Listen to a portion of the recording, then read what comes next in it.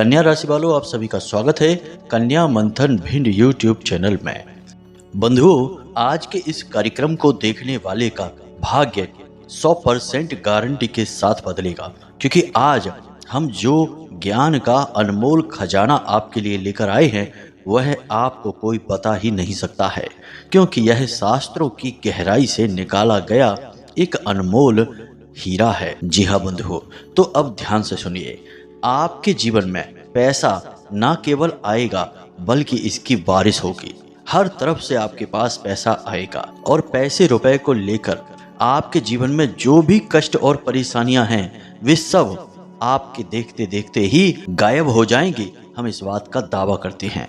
बस आपको करना यह है कि जब भी आप घर से बाहर निकलें, अपने काम धंधे व्यापार पर जाने के लिए या नौकरी वगैरह पर जाने के लिए, तो इस एक दिव्य चीज को चुपचाप खाकर घर से बाहर निकलना है।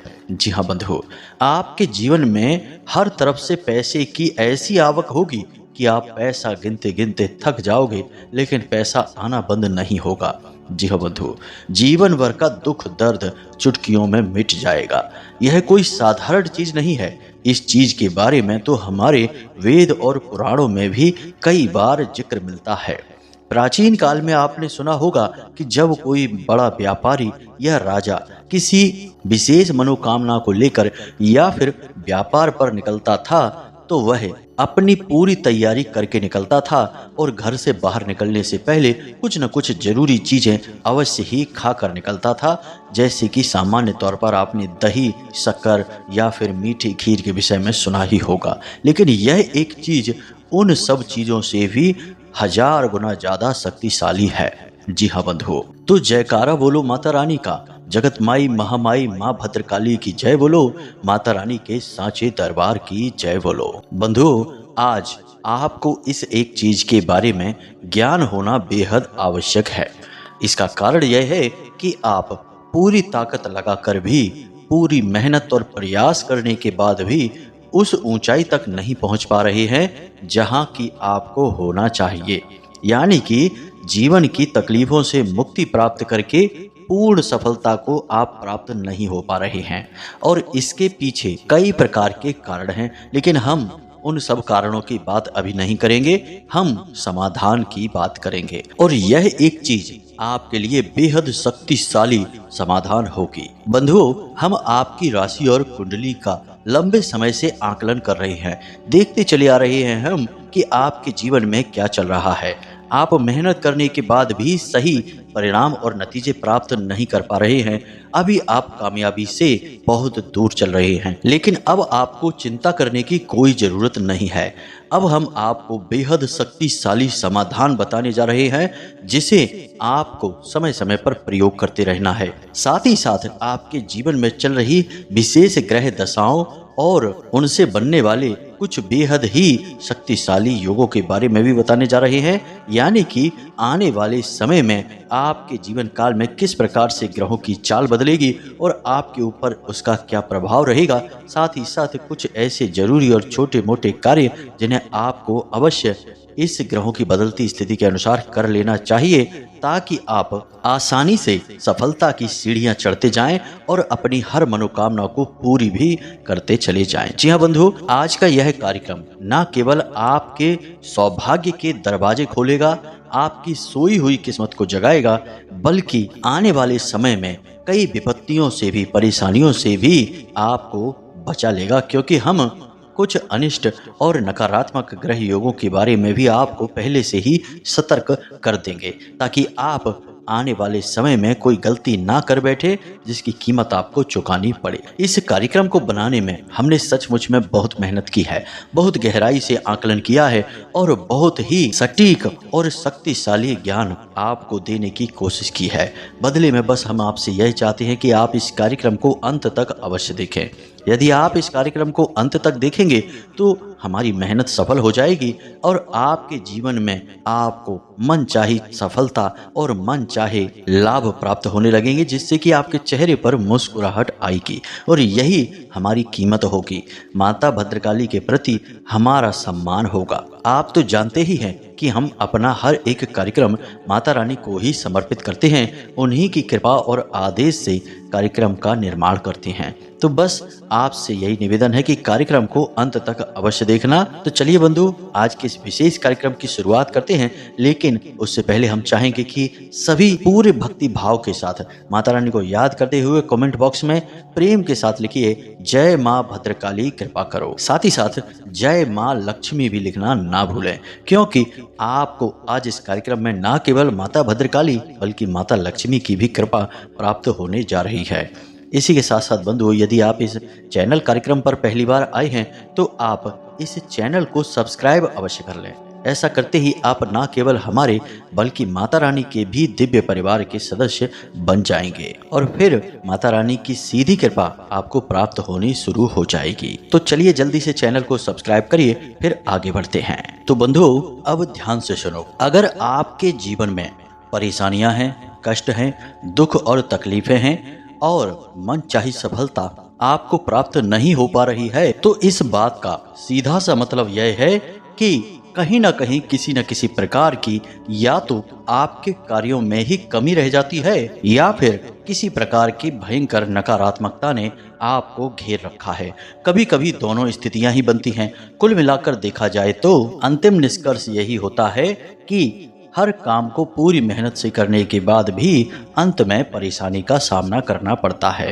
तो बंधुओं, एक विशेष बात जो कि ज्योतिष शास्त्र में बहुत ही मजबूती के साथ प्रभावशाली तरीके से बताई जाती है कि आपको कोई भी शुभ कार्य उस समय नहीं करना है जब राहुकाल चल रहा हो। अब यह राहुकाल क्या होता है, तो जरा इसे आप ध्यान से समझिए, क्योंकि राहुकाल के समय आप कितनी ही ताकत के साथ, कितना भी दिमाग लगाकर, कितनी भी तरकीबों के साथ कार्य करने की कोशिश करेंगे, उसमें आपको सफलता प्राप्त नहीं होगी।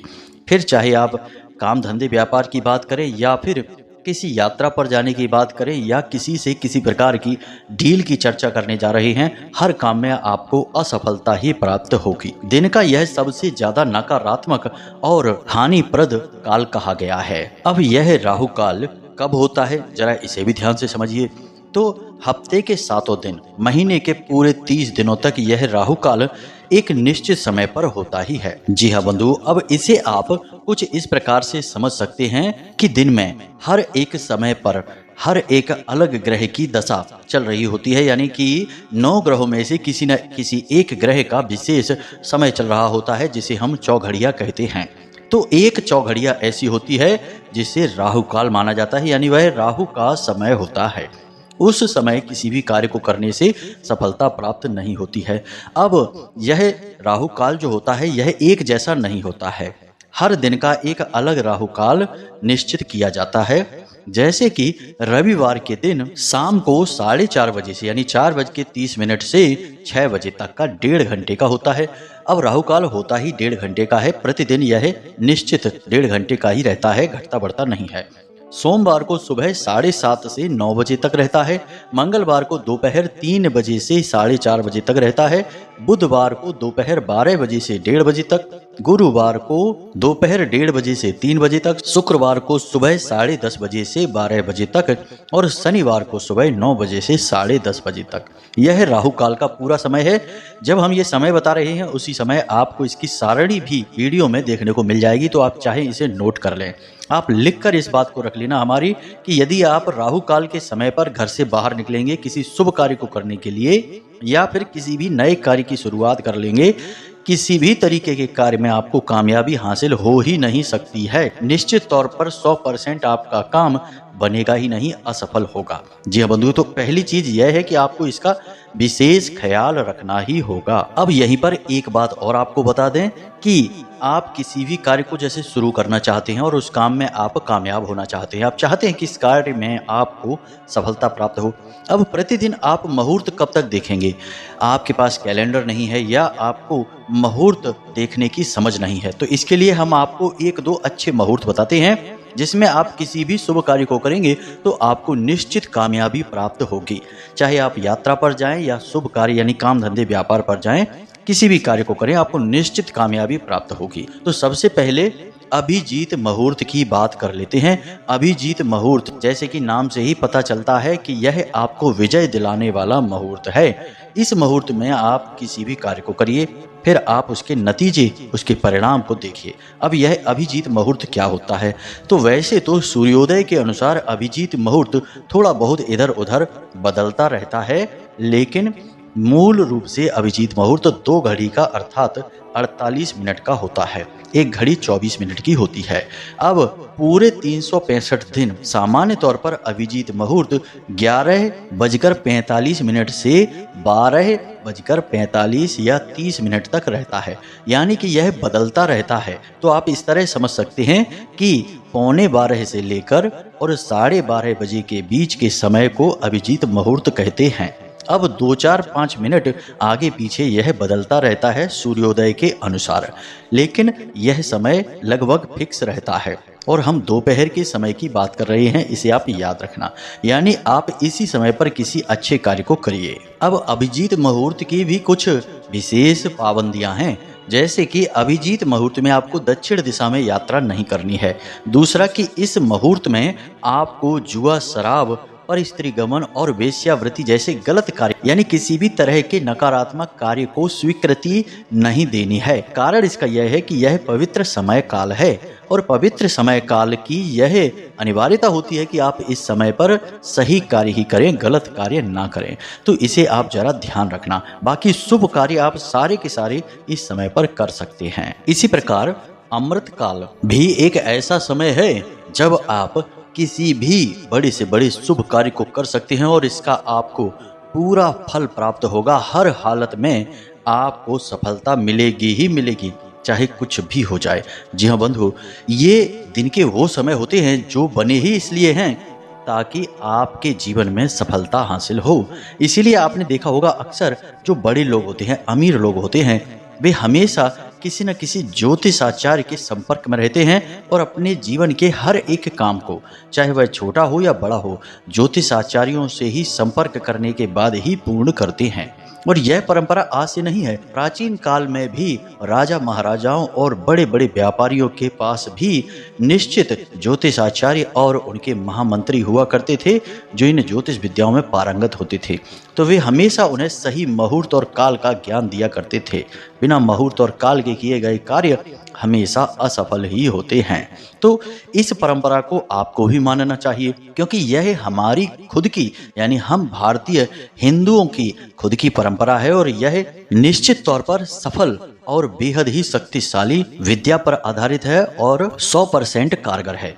अब हम आपको इन काल और समय के बारे में क्यों बता रहे हैं, यह आपको जानना बेहद आवश्यक है कि अभी हम आपको किसी बहुत ही अच्छी और शक्तिशाली चीज के बारे में बता दें और आप उसका प्रयोग करना शुरू कर दें, लेकिन आप उसका प्रयोग गलत समय पर करेंगे तो 4 दिन आप सही समय पर प्रयोग करेंगे और उसके लाभ ले पाएंगे, लेकिन 5वें दिन आप या तो राहु काल में या फिर किसी गलत समय पर उस वस्तु का प्रयोग कर बैठेंगे और आपके सारे लाभ एक बार में ही समाप्त हो जाएंगे। क्योंकि राहु बेहद ही क्रूर ग्रह है, इसे राक्षस ग्रह कहा जाता है। यह आपके जीवन भर के तप, जीवन भर की मेहनत को कुछ ही समय में समाप्त करने की क्षमता रखता है। और वैसे भी आपने यह तो सुना ही होगा कि किसी भी चीज को बनाने में बहुत समय लगता है, बिगाड़ने में जरा सा समय लगता है। तो वैसा ही आपके साथ होगा।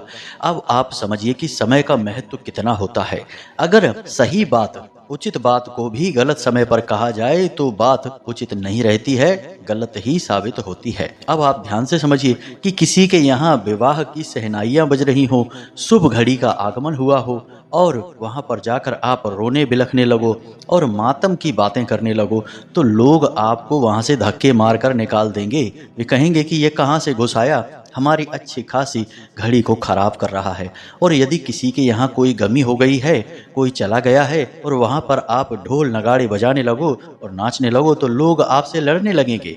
जबकि ये दोनों कार्य सही हैं, गलत नहीं है, लेकिन जगह गलत है, समय गलत है। अगर आप किसी के यहाँ मृत्यु हुई है, वहाँ पर शोक भरी बातें करो, विलाप करो, तब तो अच्छा लगेगा। और विवाह में ढोल नगाड़े बजाइए तो वह भी वहाँ पर अच्छा लगेगा और वहाँ आपको सम्मान भी प्राप्त होगा। तो आप समझिए कि समय का और काल का कितना अधिक महत्व होता है। अच्छे से अच्छा कार्य भी बुरा बन जाता है और झगड़े का और विनाश का कारण बन जाता है यदि वह गलत समय पर किया जाए तो। इन बातों को आप हल्के में मत लेना, यही नियति है और यही सच्चाई है। आदि काल से जब से ज्योतिष शास्त्र का गठन हुआ है महर्षि पाराशर के द्वारा, तब से इन परंपराओं को लोग निभाते चले आ रहे हैं और इन परंपराओं के लाभ लेते चले आ रहे हैं। हाँ, अब आज के अधकचरे समाज में कुछ पढ़े लिखे मूर्ख जरूर पैदा हो गए हैं जो अब पुरानी बातों को मानना नहीं चाहते हैं। उनके लिए ऐशो आराम और बस भ्रम की बातों को समाज में फैलाना ही महत्वपूर्ण है। खुद चाहे कुछ भी न जाने, लेकिन बड़े से बड़े ज्योतिषाचार्यों को, बड़ी से बड़ी विद्याओं को भी पल भर में आलोचना करके नीचा दिखा देंगे। उनके लिए तो भगवान भी कुछ नहीं है। प्रभु श्री राम की भी आलोचना करने से पहले 1 मिनट नहीं सोचेंगे। तो आपको ऐसे लोगों की बातें नहीं सुननी है। जो परंपरा है, रिवाज है और जो हमारी संस्कृति है, उसे लेकर ही चलना है, तभी आपकी उन्नति होगी। वरना बस ठोकरें खाते रहिए, होगा कुछ भी नहीं। तो उम्मीद है कि आपको हमारी सारी बातें यहाँ तक समझ में आ चुकी हैं। अब आगे बढ़ते हैं मूल विषय की ओर। तो ध्यान से सुनिए। आने वाला 3 से 5 दिनों का समय आपके लिए कुछ हद तक अच्छा भी है और कुछ बुरा भी है। अच्छा कैसे है, 3 बातों में समझाएंगे। पहली बात कि आपको काम धंधे व्यापार में तरक्की मिलेगी और आप जहां भी हाथ डालेंगे वहां आपको काफी हद तक कामयाबी मिल जाएगी। दूसरा कि आपको हर तरफ से सहयोग भी प्राप्त होंगे।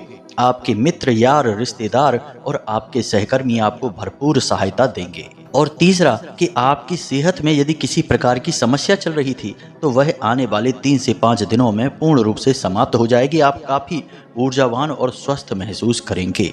ये तो इसके लाभ हो गए।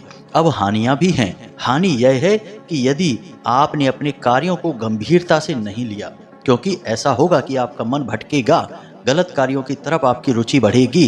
क्योंकि सूर्य की केतु के साथ युति बनी हुई है तो आपकी रुचि नकारात्मक कार्यों के प्रति बढ़ेगी भी। तो यदि आप नकारात्मक कार्यों में गए और अपने मूल कार्य, अपने काम धंधे, व्यापार, नौकरी पर आपने रुचि नहीं लगाई तो निश्चित तौर पर आप बहुत बड़ी चोट खा जाएंगे।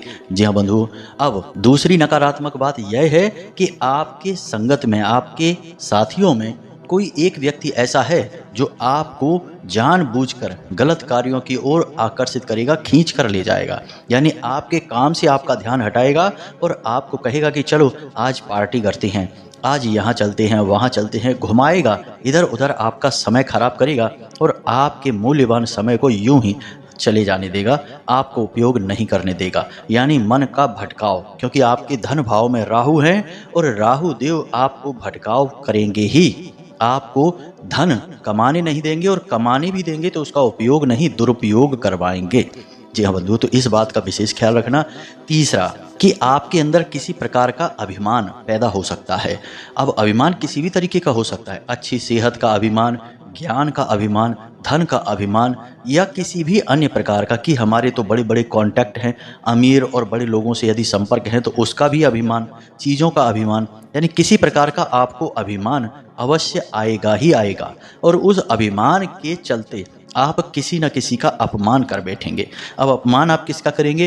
भिखारी का अपमान कर देंगे, किसी बड़े बुजुर्ग का अपमान करेंगे, किसी महिला का अपमान करेंगे या फिर किसी जानवर को पीड़ा पहुंचाएंगे, यानी मार कर भगाएंगे, उसे पीटेंगे। कुछ ऐसी घटनाएं आपके साथ अगले 3 से 5 दिनों में घटेंगी और यह भी इसलिए घटेंगी क्योंकि मंगल आपके दिमाग पर और आपके शरीर में गर्मी को पैदा करेगा और राहु आपको भ्रमित करेगा और इसी वजह से आपके मन में भ्रम की स्थितियां उत्पन्न होंगी और अनावश्यक जोश या यूं कहें कि ऊर्जा या फिर यूं कहें कि नकारात्मक बल बढ़ेगा। जी हाँ बंधुओं, तो इससे आपको थोड़ा सा सावधान रहना है। अब ये 6 बातें हमने आपको बताई हैं, 3 शुभ और 3 अशुभ। अब आप इन्हें देख लेना। निश्चित तौर पर ये अगले 5 से 7 दिनों में आपके जीवन में होने वाली घटनाओं से जुड़ी हुई हैं। जब ये घटनाएं आपके सामने आए तो आप हमारी बात को याद रख लेना और थोड़ा सा सतर्क हो जाना। यही तो ज्योतिष की खूबसूरती है कि भविष्य में होने वाली नकारात्मक गतिविधियों और घटनाओं से थोड़ा सा सतर्क कर देना। ज्योतिष यह कह देगा कि मानकर चलिए भविष्य में नजदीकी समय में 5 से 7 दिनों में एक दुर्घटना का योग है, तो आप दुर्घटना के योग की बात सुनते ही सतर्क हो जाएंगे। या तो वाहन खुद चलाएंगे नहीं, या फिर चलाएंगे भी तो बहुत ही सावधानी के साथ चलाएंगे, तो वह दुर्घटना या विपत्ति को आप टाल देंगे। यदि दुर्घटना हो भी जाएगी, क्योंकि यदि बहुत ही खतरनाक नकारात्मक योग है तो वह निश्चित तौर पर घटना को घटित करवाएगा ही, तब भी आप उसमें काफ़ी हद तक बच जाएंगे, बाल बाल बच जाएंगे। जी हाँ बंधु, यही ज्योतिष की खूबसूरती है। तो यहाँ तक आपको सारी बातें समझ में आ गई हैं। अब बात करते हैं उस एक चीज़ के विषय में। बंधुओं, यह एक चीज़ बेहद पवित्र है। विशेष विधि विधान के साथ इसका प्रयोग आपको करना है। समय और काल का विशेष ध्यान रखना है और आने वाले 3 से 5 दिनों की जो भविष्यवाणियां हमने की हैं उनके बारे में भी थोड़ा सा सतर्क रहना है। जब आप चारों तरफ से सभी विचारों को सकारात्मक करके अपने जीवन में लागू करेंगे और आगे बढ़ेंगे, तब ही तो आपको कामयाबी मिलेगी। बंधुओं, याद रखना कि कामयाबी कोई चमत्कार नहीं है, कोई दुर्घटना नहीं है जो अचानक किसी के साथ घट जाती है। कामयाबी और जीवन में प्राप्त सुख कई सारी छोटी छोटी घटनाओं को मिलाकर बनाई गई एक श्रृंखला होती है। बिल्कुल वैसे ही जैसे कि एक दीवार यूं ही अचानक नहीं बन जाती है। छोटी छोटी ईंटों से, गारे से, सीमेंट से, कंक्रीट से मिलाकर बनाई गई एक लंबी चौड़ी श्रृंखला होती है, जिसमें कि हर एक चीज़ का महत्व है। यदि सीमेंट हटा दे तो दीवार गिर जाएगी, ईंटें ही नहीं होंगी तो दीवार कैसे बनेगी। तो सभी चीज़ों का महत्व है, तब एक बनी हुई दीवार स्पष्ट तौर पर दिखाई देती है। ठीक इसी प्रकार एक कामयाब, खुशहाल और बेहद ही आनंददायक जीवन के पीछे भी छोटी छोटी कई घटनाओं और क्रियाओं की एक श्रृंखला होती है, जिन्हें आपको साथ में लेकर चलना ही होगा। याद रखना बंधुओं कि ऐसे जादू और चमत्कार कभी नहीं होते कि बस एक चीज से रातों रात लखपति करोड़पति हो गए। यह तो केवल एक क्रिया या उपाय मात्र है, लेकिन आप इसके आसपास यदि पूरा वातावरण निर्मित नहीं करेंगे तो ये क्रियाएं भी निष्फल हो जाती हैं। तो अब ध्यान से सुनिए, आप जब भी अपने काम धंधे व्यापार पर घर से बाहर निकलते हैं तो मूल जरूरत जो आपकी है वह यह है कि आपका लोगों के ऊपर पूरा प्रभाव पड़े, आपकी बात काटी ना जाए और हर जगह आपकी हाँ में हाँ मिलाई जाए और काम धंधे व्यापार में आपको विशेष धन लाभ हो। तो अब इसके लिए सबसे शक्तिशाली चीजों के बारे में ध्यान से समझिए। यह सबको मिलाकर एक चीज कहा जाएगा।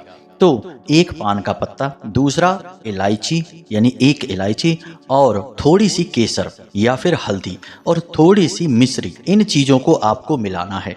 अब कैसे करना है यह प्रयोग, इसे ध्यान से समझिए। बंधुओं, यह बहुत ही शक्तिशाली प्रयोग है और इसकी विशेषताएं क्या है इसे हम आपको अभी समझाने वाले हैं। तो धैर्य के साथ सारी बातों को समझें। यहाँ पर जो पान का पत्ता है वह बुध का प्रतीक है। और बुध क्या है? आपकी वाणी का ग्रह, आपकी बुद्धि का ग्रह और आपकी आमदनी यानी कि आपके काम धंधे व्यापार का ग्रह। इसी प्रकार आपने एक इलायची, हरी इलायची बोलते हैं, एक हरी इलायची ली है जो कि माता लक्ष्मी का साक्षात स्वरूप माना जाता है। इसी प्रकार आपने थोड़ी सी केसर, और यदि केसर नहीं है तो बिल्कुल जरा सी, एक चुटकी से भी कम, कुछ रेशा मात्र हल्दी ली है। अब यह हल्दी बृहस्पति का प्रतीक है और बृहस्पति कौन है? ज्ञान के, बुद्धि के और तर्क शक्ति और समस्या समाधान के देवता। इन्हें देवताओं का भी गुरु कहा जाता है, देव गुरु बृहस्पति। तो ये बृहस्पति का प्रतीक हुए। इसी प्रकार आपने लिया है मिश्री। अब मिश्री है शुक्र का प्रतीक। आपने देखा होगा ना कि किसी भी शुभ कार्य की शुरुआत करने से पहले थोड़ा सा मीठा खा लेते हैं। अक्सर लोग इस प्रकार की बातें करते हैं, या कोई अच्छी घटना घटी तो मीठा बांटते हैं, तीखा या नमकीन क्यों नहीं बांटते? क्योंकि वह दरिद्रता का प्रतीक है और मीठा माता लक्ष्मी का और शुक्र का प्रतीक होता है। तो आपने मिश्री ली है जो शुक्र का। अब यहाँ पर आपके 3-4 ग्रह मजबूती से सध रहे हैं और माता लक्ष्मी की विशेष कृपा और आशीर्वाद भी आपको प्राप्त हो रही है। अब आपको यह प्रयोग करना कैसे है, इसे जरा ध्यान से सुनिए। तो आपको एक दिन पहले ही पान के 2-3 पत्ते लाकर अपने घर में सुरक्षित स्थान पर रख लेना है। आप चाहें तो इसे फ्रिज में भी रख सकते हैं, खराब ना हो इस हिसाब से। अब सुबह के समय आप सोकर जागें, अपना कराग्रे मंत्र करें, पितृ देवताओं को और कुल देवी देवताओं को धन्यवाद करें।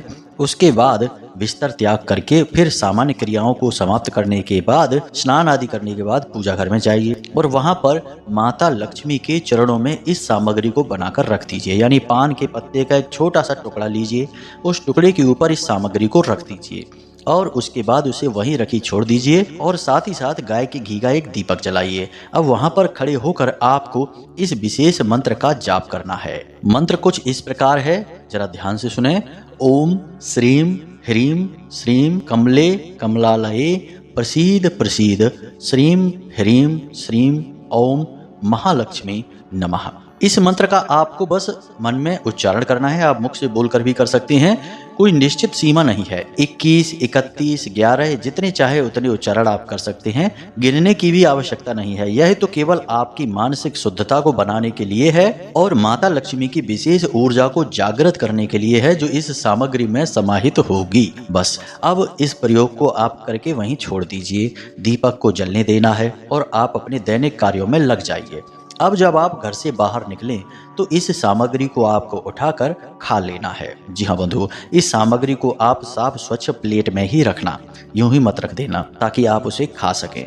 अब आपको यह सामग्री को खा लेना है, मुंह में रखे रहना है और घर से बाहर निकलते समय आपको यह ध्यान रखना है कि आपकी दोनों नासिका छिद्र में से किस नासिका छिद्र से श्वास बाहर आ रही है। यदि दाहिने नाक से श्वास बाहर आ रही है तो आप दायां पैर बाहर रखेंगे और बाईं नासिका से श्वास बाहर आ रही है तो आप बायां पैर घर के बाहर निकालेंगे। बस इस क्रिया को आप करिए और फिर देखिए। मुहूर्त का तो आप ध्यान रखेंगे ही, हमने आपको बता ही दिया है। निश्चित तौर पर हर एक काम में आपको 100% गारंटी से लाभ मिलेगा। असंभव है जो आपको हानि हो जाए। हमारा खुद का भी व्यक्तिगत अनुभव है और हमने सैकड़ों हजारों लोगों पर ये प्रयोग करवा कर देखे हैं।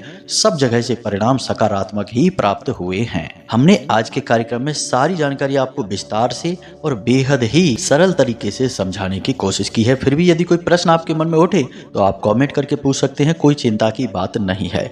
जो बातें हमने आपको बताई हैं मुहूर्त और काल के विषय में, उन बातों के चित्र भी आपको वीडियो में दिखाई देंगे, तो बेफिक्र होकर आप इन समय और काल का ज्ञान हासिल कर सकते हैं। अब इसी के साथ साथ आज के इस कार्यक्रम को समाप्त करते हैं।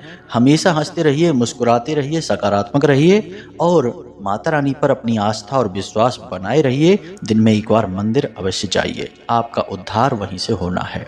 मिलते हैं अगले कार्यक्रम में, तब तक के लिए धन्यवाद। जय माई की, जय माँ भद्रकाली। माता रानी आपका कल्याण करें।